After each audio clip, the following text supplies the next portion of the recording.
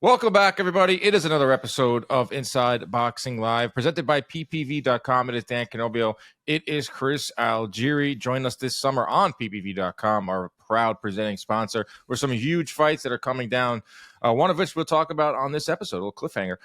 And there's a lot of fights coming up this summer. There's a lot of fights coming up this weekend. There's a lot of fights. We're just right in the middle of it, and PPV.com has you covered, whether it's outstanding content with our faces or whether it's on Fight Night, where you can join us in the live interactive chat. Go to ppv.com, go to their social media, follow along, subscribe, all that good stuff. Chris, I am here in New York City. It's been one heck of a week already for this Times Square card, which I think is starting to captivate everybody. I think everyone's starting to be like, wow, this is actually happening. I was there. I've been in Times Square all weekend at the events. I saw the ring.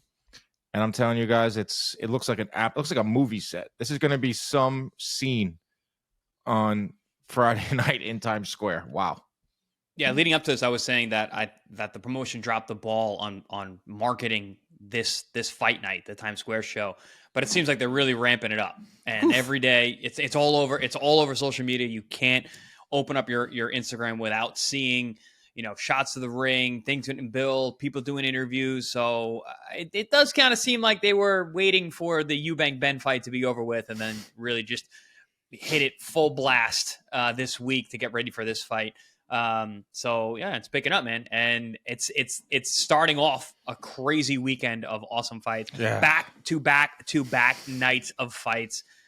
This is cool, man. Fight season. We always talk about it. It is launching, and it's Cinco de Mayo weekend. So that's a nice cherry on top. Yeah, this is a different type of Cinco de Mayo weekend. I'm thinking about years past. Yeah. Mayweather, De La Hoya, Mayweather, this, De La Hoya, whoever on Cinco de Mayo. This has always been a major fight weekend in Las Vegas with one singular main event. This year, with Canelo over in Saudi Arabia, it's different. This year, we're looking at a lot of quantity, some quality, but a lot of quantity. Instead of making it one night with one mega fight featuring the sport's biggest star, which it usually is, we do have sport's biggest star this weekend. Five of sport's biggest stars. Yeah, but we're getting it. We're getting it over a course of a weekend rather than one night. But yeah, the New York City stuff is nuts. I've been in there all week getting content. It's been fun. Talked to a lot of names. Talked to Oscar De La Hoya. Talked to Rolly. Talked to Devin and Ryan. And Teofimo's crazy. That dude stole the show. The press conference, I thought the Wednesday press conference is what we thought this was going to be. It lived up to finally all these crazy names on the stage. I guess it took getting closer to the event. I guess it took a little bit of Bill Haney. I guess it took a live crowd. Our guy Wade Plem asking the right questions as the host. But the press conference lit up. And, man, it got me, everyone in there excited. It had fans in there, too, which were going crazy. So I think what you guys said, like once they get all up on that stage and we get closer to the fight, the presser delivered. Yeah, when you have all those characters, you put them in the same place, and we're close to fight week. Guys are cutting weight. Guys are a little hungry. They're around each other. I'm going to punch you in the face soon. You're going to get those characters showing up. They're going to start jibber-jabbering at each other, and it's finally happening. We're finally getting those guys to come out of their shell because they are so close to the fight and actually little proximity to each other. So let's get this going. Why not? Did you see Oscar? He tried to get after Oscar. Bill. I did. He opened up his jacket. He got up. He had people stop him. Oof. You don't want Oscar De La Hoya coming after you. Bill, like I know I'm sure you're a tough guy in the streets, but De La Hoya is a different animal, bro. Bill's a heel. I love Bill Haney, the heel. Devin's playing into the heel role.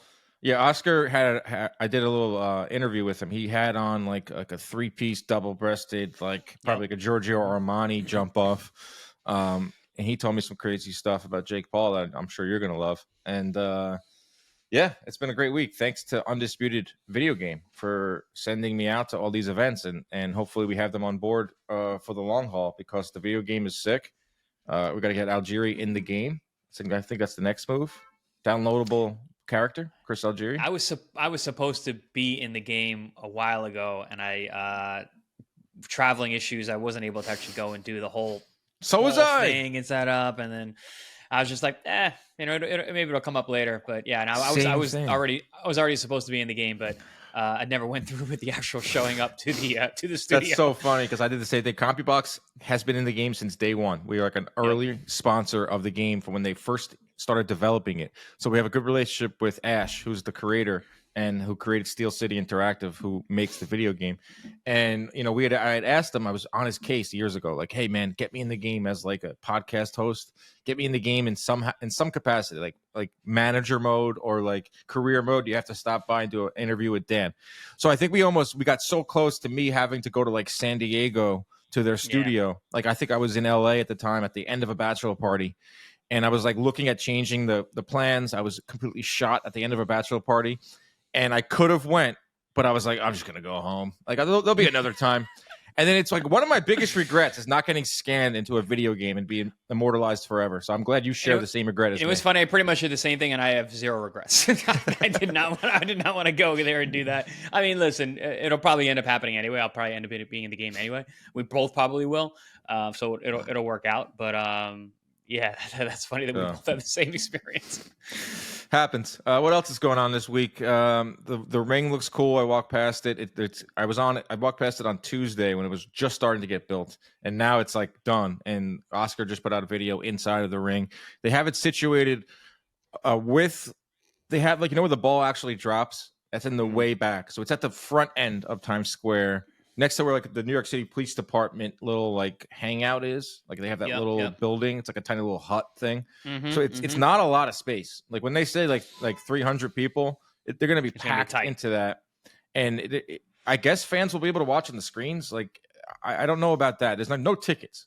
I know that there's going to be 300 seats for dignitaries. I know Mike Tyson is coming into town, but then there's also like a media type of lottery of some sort. Like I haven't even gotten confirmation if I'm going to be there Friday night. Like I got my confirmation for fight week, but in the email it's like, well, we still don't know about Friday night. So I'll either be watching it ringside or I'll be on my couch. Either way, I'm cool. Yeah. Either way, you're cool. Cool guy. Thank you. That from what I was reading and understanding, it seems like most people that are going to be who are not inside the arena or inside the sectioned off portion are going to have to watch it on the Megatron because you're not really going to be able to see the ring from the outside. But that's still pretty cool, man. If you're in Times Square and you can just kind of look up and watch professional live boxing on a big Megatron, that's cool, man. It's very cool. This is as we're getting closer. This is getting cooler and cooler. No, it's great for the sport. And Rick Reno, who is the ring something, he so when we were planning this, I think he's the COO of Ring. He said when we were planning this, we could have let the venue be the star and put on maybe like one name versus like a no-hoper. He's like, but no, we wanted to put on like competitive fights when they put on the biggest names. So they got 3 of the biggest stars in boxing with the venue. And they're also doing something really cool. I don't know if you've been able to catch this. I don't know if they're showing it when they do the live pressers and stuff.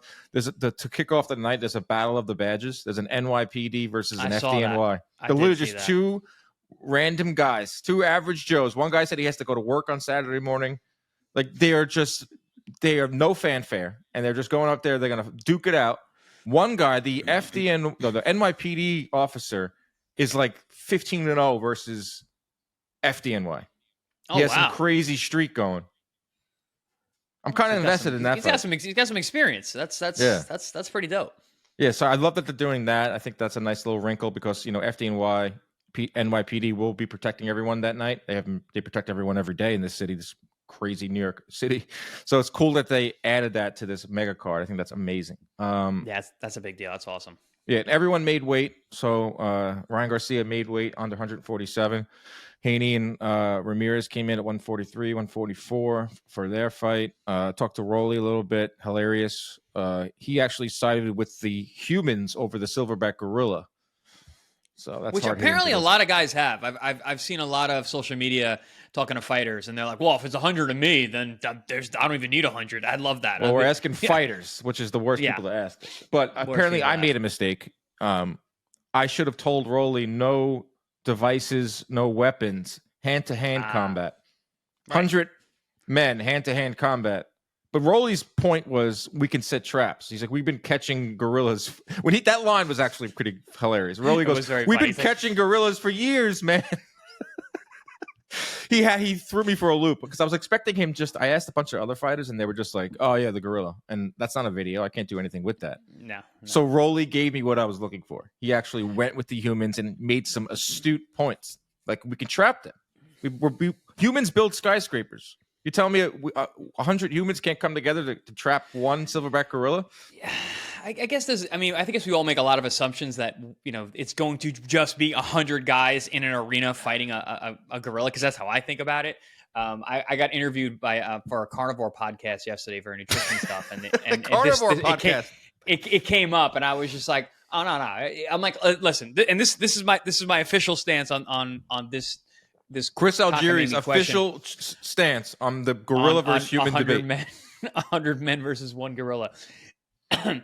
If the 100 men are like AI and like they can watch 30 guys get their heads ripped off and still fight, the humans will overwhelm the gorilla over time. But if you watch 20 guys get their head crushed between a gorilla's hand, they're all going to scatter. Out. We're not going to win because I'm not watching a gorilla rip someone's arms off and beat up another guy to death and be like, all right, cool, I'm next. That's what I said. That's what I said to Roy. I was like, the first guy that gets ripped shred like limb by limb, the other 99 are like, out, peace. I'm out. I think some scientist or like Dan, it was nice knowing you, bro. I'm out. You're running. Some scientist went over like how strong and how fast they are, and like how their bones are so dense, and there's like an insane amount of muscle in between the bone, and what they could just take out like 10 guys with one shove. Bro, also their bite strength, they literally will bite through your arm. Like it's like their pounds per square inch, their PSI on their bite is worse than like a pit bull. So it's not fair. How about one William Scull versus 100 Canelos? Or 100? No, I said that wrong. Damn it, Dan! Yeah, I was like, what? You absolute idiot! How about one Canelo versus 100 William Skulls? I think Canelo takes out like 60 or 70 of them. That might make this fight interesting. That might make this fight compelling because it's not. Holy crap, man! Canelo Alvarez is fighting this weekend, and I love the guy. I consider him a friend, and I just think he made a mistake. I know he made a lot of money. He's just so out of the loop this weekend, like, that when I see his content come up on my phone, I'm like, oh my God, like it's almost forgotten about it. I understand he's making $87 million, probably upwards of more with all the sponsorships. And at this stage in his career, it's looked at as like a retirement fund for his illustrious career. And he's given us so many great nights, all of that.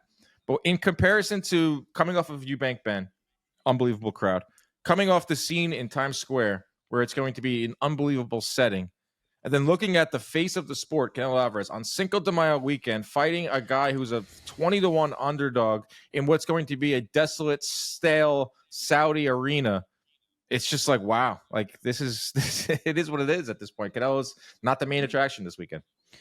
Dude, the issue, and we're big Canelo fans on this podcast. We go to his fights, and I was arguing with my man Paul Manaji, who is not a Canelo fan, about how big of a star he is, because we have been to these fight weeks. How many Canelo fights have we been to in a row in the last couple of years? Like almost all of them, in recent years. And they're an event. They're awesome. They're amazing. He sold out the fans, dude.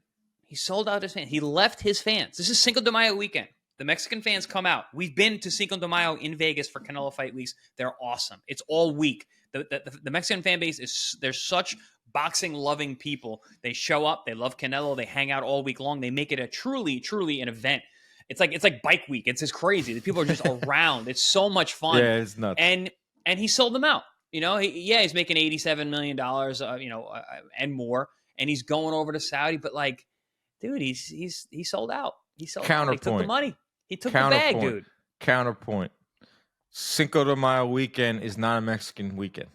It's a gringo white person. Let's go to the local taco place. Put cheese on our taco. Cinco de Mayo weekend is a fight weekend. Dude. I get that. It doesn't have to be a Mexican weekend. I know, but let me get to my full point. Cinco de Mayo weekend is a made up American Mexican put cheese on your taco holiday. I understand it's a huge fight weekend, and I'm kind of upset that I'm not in Vegas for a Canelo fight week. But he is still coming back September, which is Mexican Independence Day weekend in Las Vegas against Crawford. But at this stage in his career, when we only have X amount of Canelo fights left, I wish he was in Vegas. I think it's great for boxing when he's in Las Vegas. I think it's great for the city of Las Vegas, who needs it desperately. I don't know if you guys have been following along. And not that I don't know if anyone has any sympathy for Las Vegas, but they're struggling. Like the hotels are not filling up, the casinos are not filling up.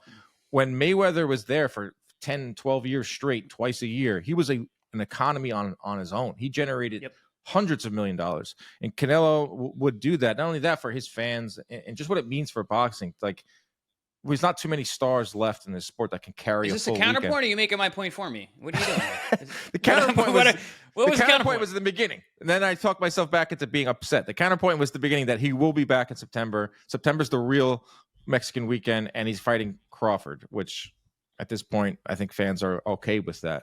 But there is another part of me that's like, damn, him in Saudi getting on that plane had to. I wonder how he feels about it, because he will never tell you, because he's not going to. He's not going to regret it when you're making that much amount of money and what they're willing to pay him. But when he got on that plane out to Saudi, I wonder what he was thinking. And now he's been there for a few weeks, and all the buzz is over here. Inoue's fighting Sunday night in Vegas. Well, there'll be some eyes on that. He has the I would say the least amount of eyeballs this whole weekend will be on Canelo. Dan, he doesn't care, man. It's the money. This was a money grab. He's going out there. He's making triple his normal fee. I don't think he's going to be thinking so much about that. He's going to be counting the dollars on the flight home. You know, he might be thinking like, oh man, I got to go all the way out here. I got to fight at 6 a.m. or whatever time he's going to have to fight over there. But at the end of the day, dude, laughing all the way to the bank. Yeah. Another counter argument was that they're accommodating the Mexican time, and they're accommodating the U.S. time. They're doing the fight super early in Saudi, and I believe everything stays the same in terms of his fights in Mexico being free. But yeah, it's interesting this weekend. Usually it's just Canelo. This is Canelo's weekend. It has been since Mayweather retired, and for a while it's Canelo fighting this weekend. All eyes on him, whether he's John Ryder. I mean, or as of late, he fought John Ryder, I think, on Cinco de Mayo weekend a few years back. But this weekend, I wonder how he's going to be with no crowd. Without the fanfare, he never fought in the bubble. In terms of, I don't mean in terms of like mentally, like, oh, I don't have my, but like he does fight with the crowd. I mean, when he fought BJ Saunders in Dallas with all those people, and he hurt Saunders. He literally is throwing his hands up in the air, getting the crowd behind him. Like he's telling the crowd, "Get louder, because I'm about to knock this guy out." Yeah, epic moment. That was one of the most epic things I've ever seen live. Well, even when he has not Saunders, when he wins a fight, he hops on that turnbuckle and it's "Viva Cabrones!" and it's so loud. The roar is amazing. Or even when he knocked down Berlanga or knocked down Charlo or had his moments, he fought in a freaking stadium near his home city in Mexico a few years ago. That's a very interesting point, Chris, because I don't expect that many fans to be there. It's not going to be loud. The fans that are there are not Mexican, for sure. It will be interesting. Obviously, we will be watching out of sheer curiosity. Let's get into the actual fight. William Scull. Who is William Scull? Because there are some people out there who have no idea who this guy is. He's the IBF 168 champion. That's not a good sign. He won the fight. It was a vacant title. They stripped Canelo, the IBF. And so then Scull fights Vladimir Shishkin last October, a putrid fight, which saw 190 total punches landed in 12 rounds. Scull got outlanded 110-80 in the fight. He does not land. He only lands 8 punches a round. He only throws 22 punches around Scull. Shishkin threw nearly 300 more punches in that fight. He's 5'11". He's Cuban. He's an orthodox fighter. He's a massive underdog. That is the 4-1-1 on William Scull. Good for you, William. You played the game. You won the fight with Shishkin. The IBF pulled something, and now you are fighting in Saudi Arabia against Canelo Alvarez. Good for you. I'm not going to knock you. Tall order. Yeah, I was actually just watching highlights from the Shishkin Scull Shishkin fight, and awful fight. Seeing him get rocked with jabs in the last round too, like just running into jabs and being exhausted and tired. If Canelo does not stop Scull, I'm going to say this flat out. If he doesn't go out there and dominate and stop this guy, we got a real problem, because the face of boxing just can't do it anymore. He can't close the show, or doesn't care to. I don't see this as a competitive fight. I don't see this as an intriguing fight. I was actually talking to Robert Garcia earlier today, and he was just like, I'm probably not even going to watch the fight. And I That's agree. Robert Garcia. I know. That's Robert Garcia. Yeah, but the card's good. I will say that. The card is good. The card is actually good. But yeah, the main event is going to be that's not going to be the anticipated fight of the night. That's for damn sure. It's wild, man. This is Canelo Alvarez we're talking about. I get it. We're going to be right into a big one in September, and that's going to be the biggest event of the year in the U.S. I don't think it's a good fight. I don't like but still, the fight. It's gonna. We've talked ourselves into being like, all right, well, we got a big one coming up. Like, dude, we hated this fight. Every fan has talked themselves into Canelo Crawford because Canelo's last 5 fights have just been. His last 5 fights have not been what everyone wanted to see. So Crawford, by comparison, Crawford. I'm just talking about the hoopla. It's going to be. It's a mainstream event. It's going to probably be on Netflix. It's going to be back in Las Vegas. There's going to be a ton of people there, a ton of interest, a ton of casual stuff, which I think is important for the sport every once in a while. Get, Sports Center talking about it, First Take, and all that stuff. But yeah, in terms of Canelo fighting this weekend, Robert Garcia not tuning in is nuts. I mean, it's a pay-per-view, which is going to be really tough. The card is good. I'm sure Robert's still going to tune in. He said that, but it's I'm sure he's still going to tune in. But still, he's here. He's in New York. I think he's training. Yeah, he's with Ramirez. Yep. Yeah. So that fight with Scull Shishkin it didn't get him ready for a Canelo fight. And for Canelo, you talk about the stoppages. His last couple fights, it's pretty much been the same script. Knock the guy down, but then not be able to finish him. He knocked out Munguia, he knocked down Charlo, he knocked down Berlanga, but ended up getting wide decision wins. Canelo by stoppage is minus 225. He is predicted to stop this guy, to get his first stoppage since, I don't even know when Canelo's last stoppage was, but minus 225. He didn't stop Ryder. Was it Yildirim? I have it right here. Was it Yildirim? Or was it Billy Joe? Caleb Plant, 2021. Oh, Plant. That's right. That was a good win. 2021. That was 4 years ago. Wow, that was 4 years ago. Wow. Plant fight was when Canelo was at he was rocking and rolling. I think that was his peak. Rocking and rolling. Peak.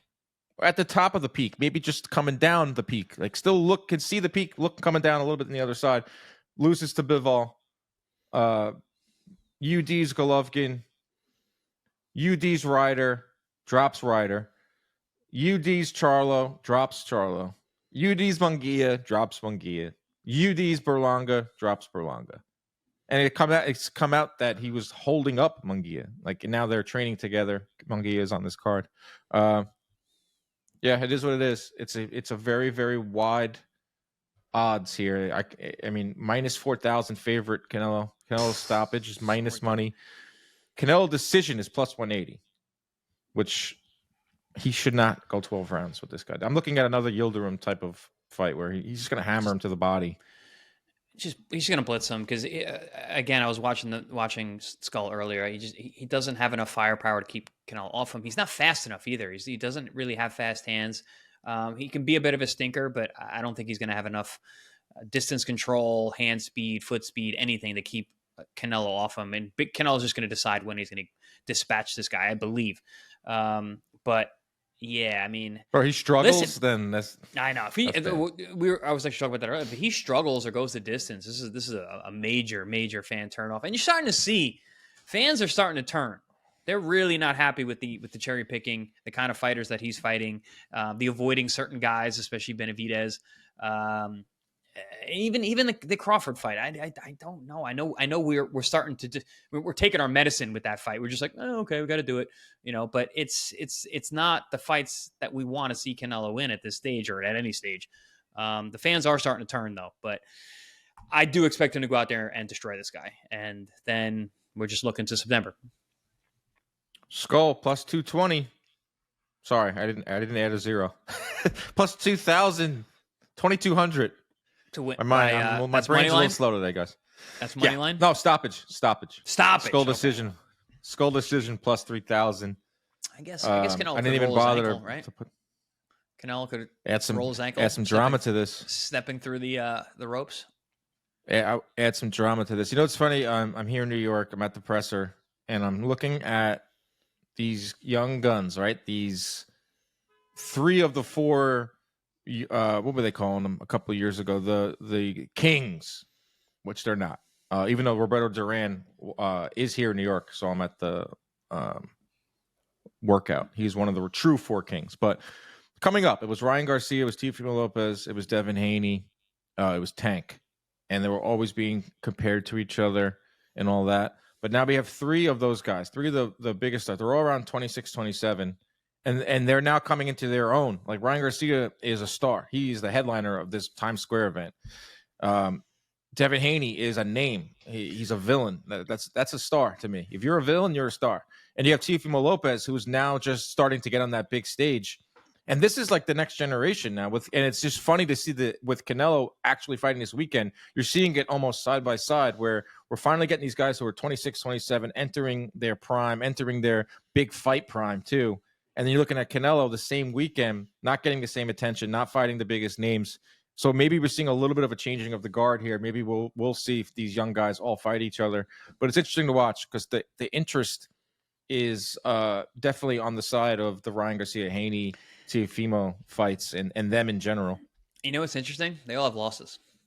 Haney doesn't. I mean, got expunged, but he still lost. We saw him lose, and Teofimo lost to Kambosos. Ryan lost to Gervonta, and even Gervonta has that draw against Roach, which a lot of people thought he lost.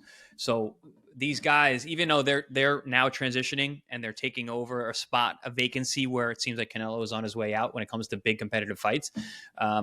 It's almost as if, they're, like you said, they're coming into their physical prime, but might be a little bit past, when they should have been in these spotlights. They've all got their bumps and bruises.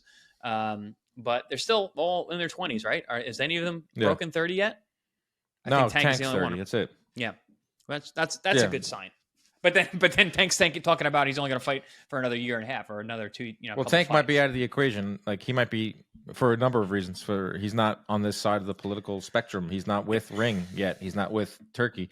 But yeah, I mean I wanted Ryan Garcia to fight Tank years before 2023. Teofimo hasn't fought Ryan Garcia yet, and Devin Haney hasn't fought Teofimo Lopez, which is crazy. But this is going to help. Here we are talking about that again, like this fight in New York City. This is going to help their profiles tremendously. Yeah, I was walking around the streets. They got to get by the guys in front of them. The Barboza fight for Teofimo is a really tough fight. Even the Ramirez fight for Haney, that's not like a gimme fight, and by any means. Right. I think. Yeah. I definitely favor Ryan in the Rolly fight, but that's not really an easy fight either. Rolly's a pretty unpredictable guy and a good puncher, so these guys have some work cut out for them this weekend. Going over to the co-main event. Oh yes, great fights all weekend. Co-main event on this Saudi card is a rematch. Jaime Munguia and Bruno Surace. The Frenchman is back, baby. Bruno Surace was a 16-1 underdog in the first fight. It was the upset of the year of 2024. He is now we have Munguia as a minus 1,000 favorite. So Munguia is still a wide favorite. He got caught with one punch. He was winning that fight, Munguia, but that's Munguia in a nutshell. He can be winning rounds. He can have one defensive lapse, and then down he goes. And this time he didn't get up. I don't know about Surace in this one. Can he put some channel that again? Can he have his magic moment once again? Lightning in a bottle. That's what I was looking for. Can he do that again? I don't know. I think Munguia should win this one. Short answer is yes, he can do it again. If Munguia fights the same fight that he fought last time.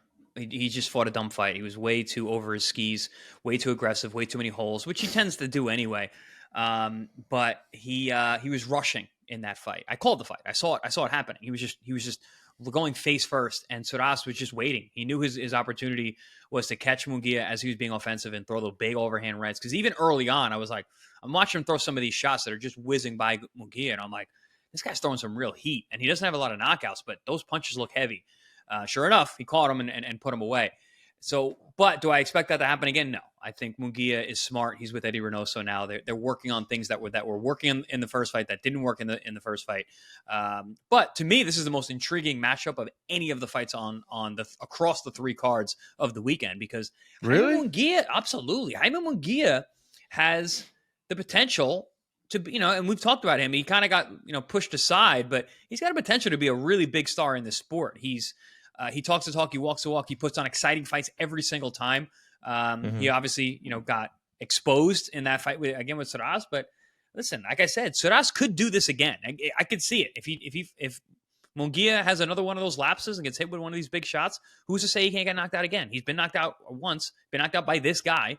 So who's to say he can't do it again? So in terms of intrigue, this fight really captures my attention.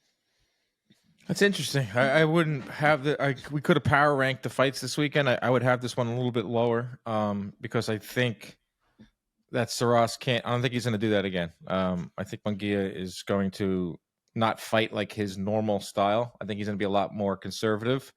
But the thing with Munguia is he can throw that out the window. He can be conservative for the first three. How many times have you seen him fight like? Oh, well, he's fighting a perfect fight for 3 rounds, and then he's like, "Yeah, I haven't got hit yet. Let me get cracked." Yeah. Oh, I have a new trainer, and you know, every time he hires a new trainer, the trainer says, "Use your jab. You know, you don't have to get into a war. Your opponent wants you to get into the center of the ring. Stay on the outside. Pick your shots. Maybe stop them late." And then he goes, "Nah, I'm going to stay in the middle of the ring. I'm going to get into an absolute slugfest." And if he does that, blood and guts. He does that, then Surace has a chance. If he boxes and stick and move, which is not really Munguia's game anyway. But yeah, I guess I am intrigued, but it's not top of my list, but it should be good. I like that they're running it back. Good for Surace getting a payday again. And should he win, then he becomes a player at 168. I mean, 168 is going crazy right now between we got Charla coming back, we have Plant on fighting, we have McCumbee fighting Pacheco, we have Shiraz, who is in town in New York City. Saw him yesterday. Huge. Fighting Berlanga, giant guy. Oh my God, he's that dude is. I don't know how he ever made 160. He's fighting Berlanga. He's listed at 6'3", but he looks way bigger, right? He was big. I was like, man, who's that? I thought it was like a fucking NBA player. It was Hamzat Shiraz. So 160. There's a lot of intriguing names at 168. Munguia would be good for boxing to him get in there, but Surace can punch his ticket once again. Martin Bakole versus Efe Ajagba. This should be fun while it lasts. Bakole minus 475, Ajagba plus 330. Last time we saw Bakole, he was getting spun out of the ring by Joseph Parker, and he was pushing 4 bills. So we'll see if he comes in shape in this one. He basically got off the couch, fought, and that was the beginning. 3 flights to get there. Yeah, that was the beginning of his training camp for this fight. So he started camp getting knocked out in front of a lot of people for a good paycheck, and now he's in with another puncher. So this is an interesting one because Ajagba can be in boring fights. You know, he was in a staring contest with what's his name, who just fought on Pro Box. Oh man, I'm drawing a blank. But I'm pulling it up. Pull it up. Ajagba, Vianello, Goodall. Nope. Shaw. Shaw. Stephen Shaw and him had a staring contest where he just really kept that right hand in a holster. I don't see that with Bakole. Bakole's not going to sit there and stare at him. Bakole walks forward. He gets his hands going. He throws combinations. He's a very good body puncher. We even saw that in the Parker fight. He came right at Parker. He was trying to make that fight. And I think he's going to do the same thing with Ajagba. But we'll see what Bakole's chin is like after getting starched by a guy who's not really a puncher in Joseph Parker. So Ajagba can punch, man. That right hand is legit. That thing's a cannon. But I think, like you said, this will be fun while it lasts. But I don't see this one going the route. Yeah, Bakole is the favorite here. He was on a trajectory about 6 months ago. He was getting people were comparing him to the modern day George Foreman, saying that this guy can make a run. He was a boogeyman. And then, is it fair that he gave us an exciting moment where he gets on a flight and another flight and another flight? He's out of shape, and he gets into the ring with Parker, and he gets absolutely waxed. But he wasn't, like you said, not in shape, wasn't prepared, wasn't training. I mean, yeah, he was exposed in a way. He lined his pockets, but that boogeyman, that whole facade, that aura is gone. That aura is gone. That's gone. He has the ability to get it back. If he goes out there, yet he's still a favorite in this fight. That's what I mean. If he goes out there and he just thrashes Ajagba, which is possible. I mean, Bakole, I do believe, is the goods. If he goes out there and he runs roughshod over Ajagba, that aura could come back, but it's certainly tainted. Once people have seen you get knocked out the way that he has, I don't care if you were training or not. That's going to be hard for people to forget. Yeah, he's got the Yoka win to calm Jared Anderson destruction, which really put him on the map. And then the Parker loss for Ajagba. Just like he looks the part, Ajagba. I mean, he's just like this guy. They had high hopes. They had such high hopes for him. Split decision win over Guido. He looks like a bad guy in a movie. He looks like a bodyguard. You put him in a Creed as a Rocky as the the opponent. You got that going on. Beat Goodall, stopped him. The Shaw fight was not pretty. The loss to Frank Sanchez came in 2021.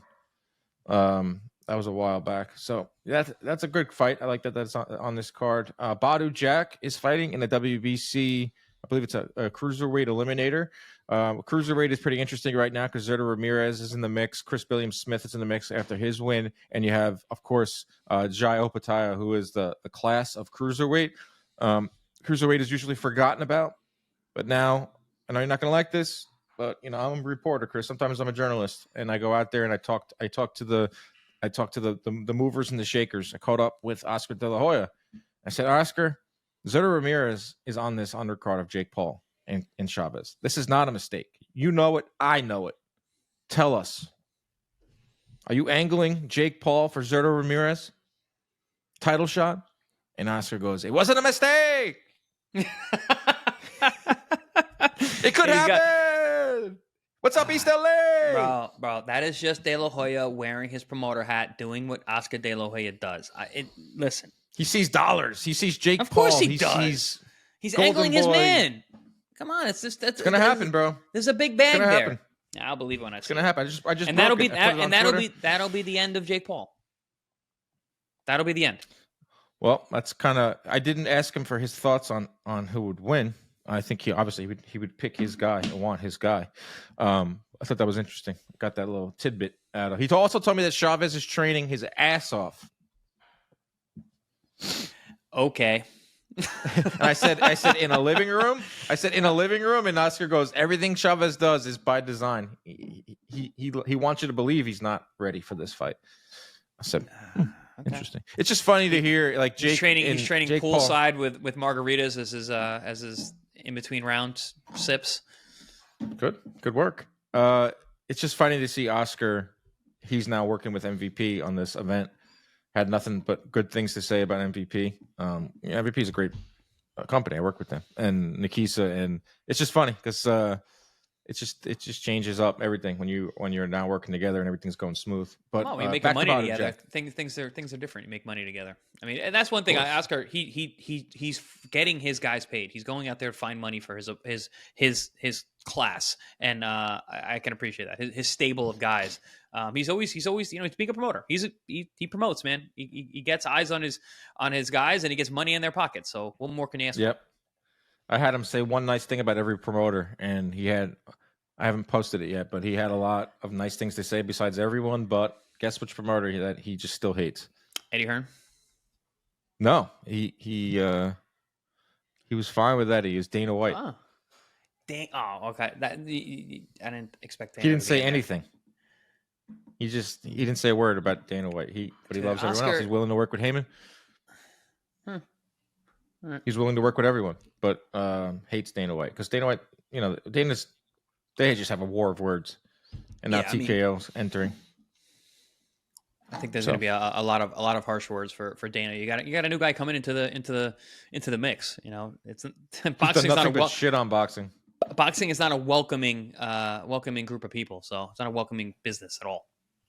Nope. But Bada Jack is back in action, cruiserweight. He can work his way into the cruiserweight picture. He's coming off of 1, 2, 3, 4, 6 fight winning streak since that loss to Jean Pascal back in 2019. I like Bada Jack. I think he's always in good fights. I think it seems, from what I've heard, good, solid guy. He's old. He's up there in age. I was gonna say he's got to be almost 40, if not. 40. Why does BoxRec sometimes put ages and sometimes they don't? Not. I guess if you're old, they don't put your age on it because he's definitely 40. He's in his. I think he's either 39 or 40. I'm terrible with ages. It's one of my calling cards. Part of my charm on this podcast is I get age. 41. It's a year below you. He's been around for a while. Your age. No, I'm 41. Still clicking. We're the same age. Still fighting. I think he's gonna kick off the fight. He's got a tough fight though. Yeah, I don't know much about his opponent. I'm not gonna lie. It's a big weekend of fights. Yep. And Bakole, I believe his name is Bakole. He's a Armenian guy. And he's never been stopped. Not a big puncher, but he's had in recent form. He's had some good stoppages. He stopped Makabu, who Remember got he his was the back. Canelo. Remember Canelo was Yeah. flirting with cruiserweight, and they had that Yep. face off. Yep. The Makabu giant- thought he was going to hit the jackpot. He probably told his family and maybe his wife, "Go out and buy whatever you want. I'm fighting Canelo." Came home in a Rolls Royce that day. Don't worry, honey, we're good. We got we got a big Put it on the bag coming credit in. card. Yep. Put it on the credit card. And Canelo's like, "Nah, I think I'll just go I'll stay here. fight Bivol instead." Sorry, buddy. Yeah. So that's what's going on. And on this McCallion fight is he's a Miami guy. He trains down here. In Florida. Sweet. Now he's in Saudi. Over to Sunday night. By Sunday night, what is your appetite for boxing? You want to watch Naoya Inoue fight. Sunday night is not usually a night for fighting. Interesting. Talk to some top-ranked people. They're intrigued by Inoue being in the U.S., but Sunday night's a tough one. You'll be there calling the action with Christina Puncher. Ramon Cardenas. Step on up. You are a massive underdog. I think this is the widest. This is even wider than Canelo Scull. Is Inoue over Cardenas? Inoue minus 5,000. Cardenas plus 1,500. But the monster is back. He is fighting on U.S. soil for the first time since I believe 2019. I called that fight too when he fought. Actually, no, he fought in the bubble. He fought on Maloney in the bubble, I believe. He's back. He's in the U.S. and I don't expect much of this fight either. I think it's going to be more entertaining than the Scull fight because I do believe Cardenas. He can punch with both hands, and he does have good boxing skills and ability. And as long as he doesn't get caught under the eye, under the lights, and under the thumb of the monster, he'll go out there and he'll try, and possibly make it a fight for as long as it lasts. But I can't see him winning this fight. I don't see it. And that's why the odds are the way that they are. But it's actually worth watching because I do think that Cardenas will go out in a shield and he'll go out fighting. And he is smart enough to make it the fight at least competitive for a little bit. Yeah, it's on regular ESPN. It's not a pay-per-view. It's a pay-per-view weekend in terms of the Canelo and the Times Square card. But this one is on regular ESPN. Go ahead. You can hear Chris and Christina. I'm trying to get the stat of Inoue. Inoue is just on a rampage, and kind of like in the same Canelo boat lately in terms of this guy's pound for pound number one. He's definitely pound for pound number three. Like some people have him as high as one. He's definitely in the Mount Rushmore right now of boxing, top three, top four. But his last two fights, Yi Jun Kim, TJ Donaghy. Neary one was a decent matchup. Tapales was coming off of a nice win. Stephen Fulton, everyone was excited about that. That was huge. So I would say it's 4 fights in a row, or this is exactly who we want Inoue in there. But as of today, Eddie Hearn just tweeted out, signed, sealed, delivered. Naoya Inoue versus MJ Akhmadaliev will be on September 14th, which is not. How does Ramon Cardenas look at that? Oh, damn, they're already scheduling my guy's next fight? Yeah, listen, this is what happens when you fight guys of that level. But it's part of the sport, man. That's where you have to sit there and be like, well, that ain't happening because I'm here to upset the apple cart. In September, we're gonna have a rematch because I'm gonna beat him, and then we're gonna fight again, and I'm gonna make double the bag. That's how the underdog has to look at those situations. I've been in those situations. Ramon has not been in those situations yet, but this is his first time. But that's the mindset you have to have. I'm gonna ruin this whole situation, so don't start booking your flights yet because I still got to get my hands on this guy. What's the 4-1 of Cardenas? What's his path to victory? He can punch with both hands, and he's pretty sharp. He's a very good amateur background. He's a thinker, but which can get him in trouble sometimes because he'll overthink and kind of keep his guns holstered. But he does have a good boxing IQ. He can punch with both hands. Inoue has looked human at 122. So he's really just got to be that kind of guy who's able to pull the trigger and find a hole in one of Inoue's combinations when he gets a little too, aggressive. Because Inoue does have holes at times. He gets aggressive. He goes for knockouts. You can hit him. So that's going to be where Cardenas has to pull that trigger, find that hole, and try and slip a good one down the middle. Otherwise, it's Inoue, man. He's a monster for real. 10 consecutive knockouts in widely recognized title fights, which is number one among current ridiculous. male champions. Not even close. Close second is number two. Is Janabek, who has 4 consecutive. Nakatani 4, Bam 3, and the rest are just before Crawford's last fight. How long was his streak? Because he was knocking out everybody. He had 8 in a row at welterweight, and then so he was 8. Yeah. Crawford was 8-0 at welterweight with 8 knockouts. So crazy. So he had an 8 KO streak in recognized world title fights. Because I think his last fight of 40 was post-all. I think that and that went the distance. So he had 8, which is pretty damn good, but not 10. Anyway, something else, something special. That is a crazy stat, courtesy of CompuBox's Lee Groves. Lee Groves. Yeah, massive, the best. Massive favorite in Inoue. Inoue is operating kind of like a Canelo type, where his future's planned out. 120. He's fighting again in September against Akhmadaliev. There's talk of a December Saudi visit, which could be at featherweight. I saw Bruce Carrington at the New York City press conference. He wants Inoue. Nick Ball is being floated up there, and we're talking about featherweight at this point. Will Inoue move to featherweight? It's interesting to see if he overlooks some of this, because like you said, Chris, he is 30 and he is susceptible to big punches now, because if you're going to score 10 straight knockouts, you're going to put your head in there. You're going to sniff around for that knockout, and you're going to get hit. Cardenas, I'm not writing him off because you say he can punch. But Inoue isn't as invincible as he was a little bit early on in his career. Of course, that's like any fighter. But the next couple fights after this, say Inoue gets his hand raised on Sunday night, which he should. Akhmadaliev is tough. I mean, then we're looking at featherweight, which will probably be the last weight class for Inoue. And we've talked about this numerous times. Those are big guys. Those are the punchers. Those are tough fights for Inoue. Dan, how Bob Arum as well as I do. The way that he operates. Oh yeah, long-time friends. How about Rafa Espinoza on the undercard of Naoya Inoue? He's a featherweight champ.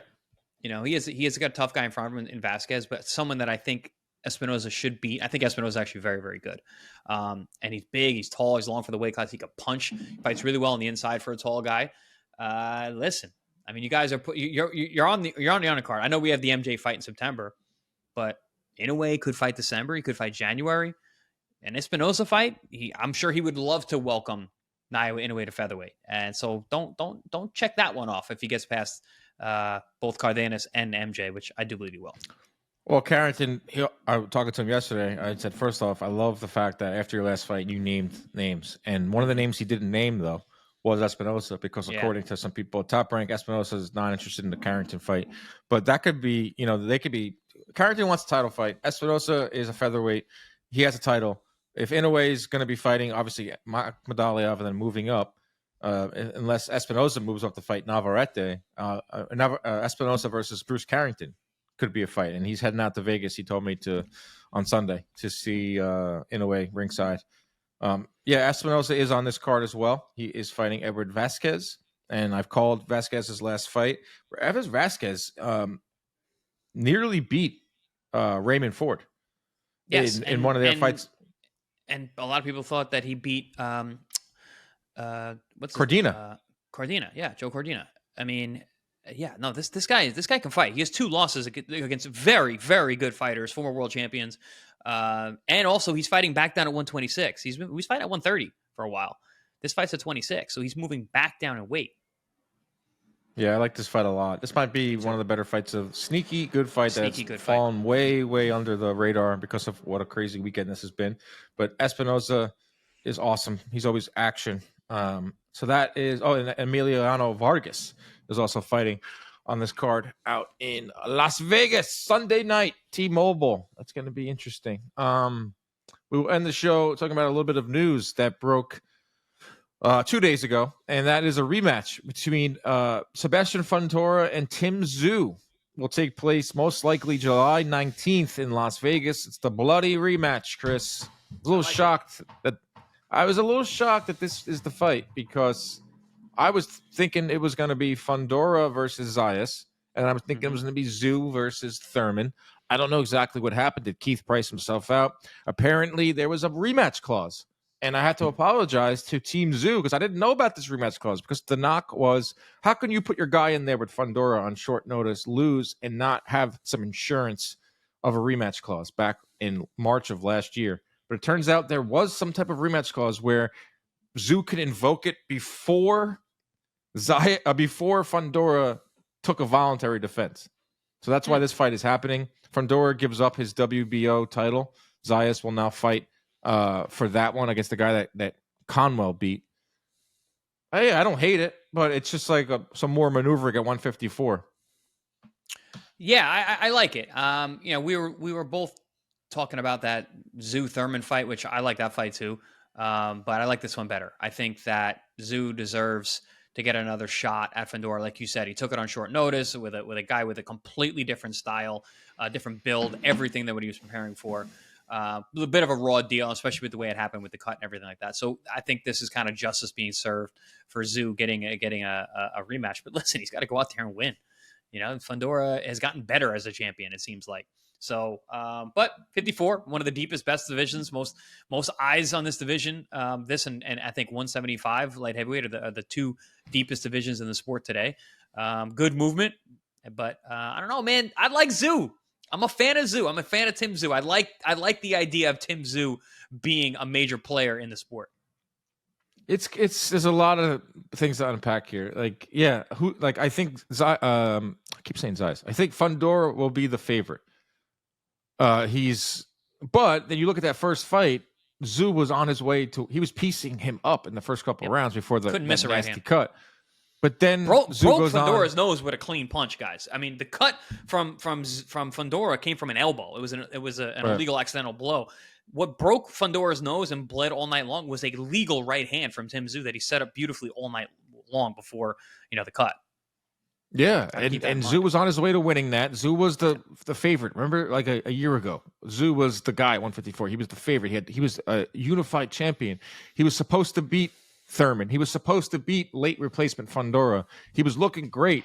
Gets the cut, loses the fight. Fundora is now looked at as the favorite. Tszyu goes on to lose to Bakram, and now Tszyu's the underdog in this rematch, at least on paper. So I think it's very compelling in terms of how Vegas is going to look at this one and figure out the line. I think that's really interesting. Fundora vacates the WBO belt. So now Xander Zayas, who was supposed to fight Fundora, will be fighting Jorge Perez, who beat Conwell last week. This sucks for Conwell. He has to be just sick over this, because it would have been Zayas Conwell for the WBO title.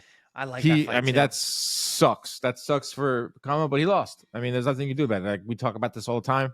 Meritocracy doesn't exist in boxing. Well, sometimes it does, because Perez beats Conwell to get this shot at Zayas.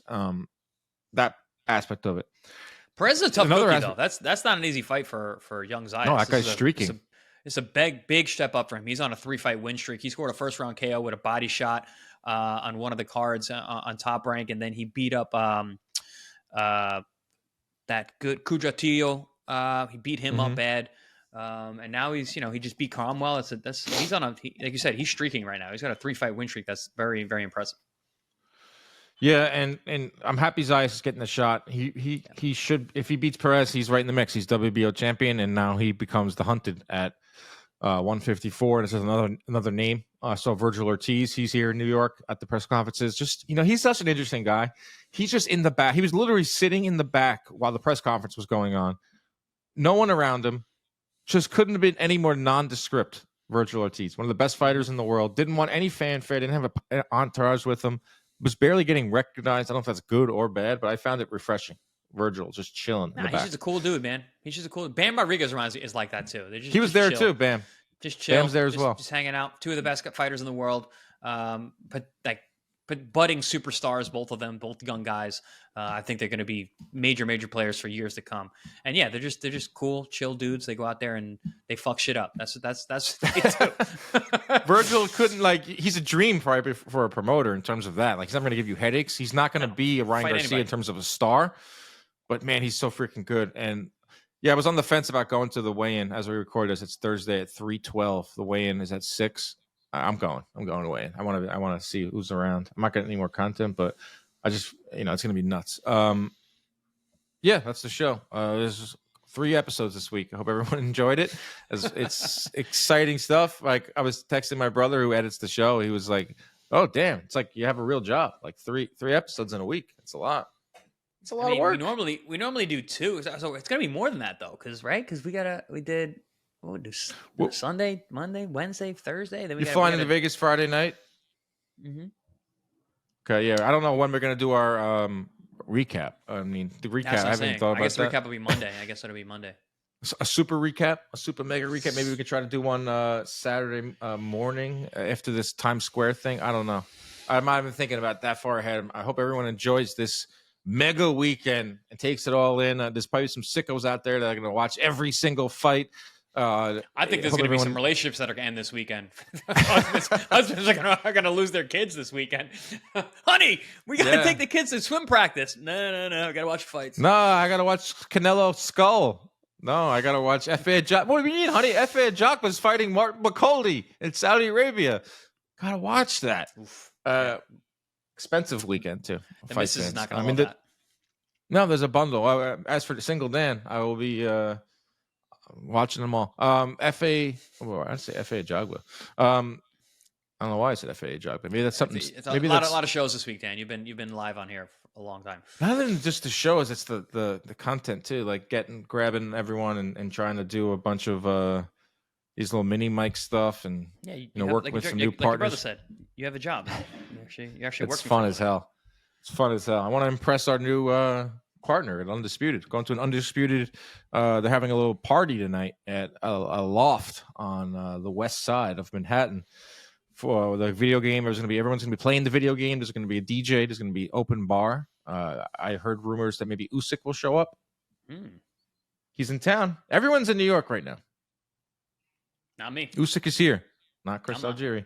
Not me. New York is the place to be. I hope everyone enjoys the weekend. We'll come back at some point to break it all down. This should be a wild one, everyone. Any final predictions, Chris? Loaded question for 9 fights. One. Who will steal the weekend? The entire weekend. We know we think Ryan Garcia will steal the show in Times Square. Who will steal this entire fight weekend? I think Naoya Inoue. I think that he's going to go out there. The guy doesn't disappoint, and I think he understands the magnitude of him coming to the States. And he's a showman. He comes to the ring like a rock star. We've watched those walkouts in the Tokyo Dome. Like, this guy shows up and he wants to perform. So I'm saying Naoya Inoue. And plus, just in terms of chronological, he's the last. He's almost like the main event of the weekend. Like, everything's built up for Naoya Inoue on Sunday afternoon, which is weird. It's on Sunday, but I think he's going to steal the show. Canelo will get a stoppage, his first since 2021, but it will be probably the least viewed one of the weekend. But Ryan Garcia will steal the weekend because he's going to deliver a highlight reel knockout in the middle of Times Square, and it's going to be remembered for a very long time. That's my not so bold prediction for this incredible fight weekend. Enjoy it, everyone. Protect your hands. Protect your hands? I really am fried. Protect yourselves at all times. Keep your hands up at all times. Stay out of those DMs. Stay in your relationships. Don't lose your relationship over boxing this weekend. Goodbye. Or do it. Who cares? Yeah. Or join us. Join us.